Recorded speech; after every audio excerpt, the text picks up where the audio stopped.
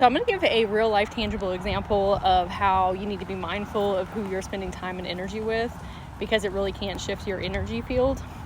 So yesterday I was with some people and we were talking about this river that I'm at right now. Actually, isn't it beautiful? Gorgeous. Okay, so we were talking about, and there's alligators in here. Okay, if people be whitewater rafting, I have too. That's before I found out about the alligators in there, which of course there'd be alligators in there, duh. But anyway, there's snapping turtles and all kinds of things. Somebody took a picture of an alligator the other day that was coming out of the river. And when I was having a conversation with this person, I was like, oh, I'm never going whitewater rafting or getting in the river again because of those alligators, right?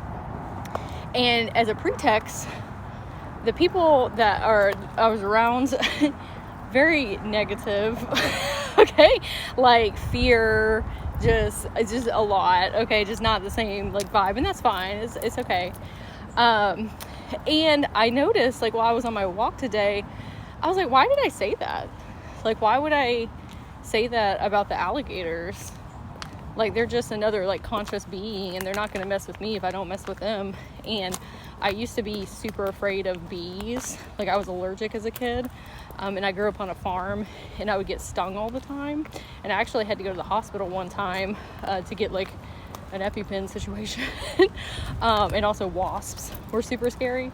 But as I like got deeper into my spiritual awakening journey, and I started actually like trying to communicate with the bees, I realized like they weren't messing with me anymore. Like, they weren't chasing me. They would actually like be in front of my face, and we'd be having like a conversation together. And now I love taking pictures of bumblebees like super up close, and just hanging out with them. And I was still kind of afraid of wasps because of like childhood trauma. and then one day I was like, you know what? The wasps are just another conscious being too. And my fear is perpetuating that in my auric field. And of course they don't want to like, be around me, or they're trying to chase me off. And so I like sat down and had a conversation with the wasps, and I was like, hey, this is what happened to me when I was little.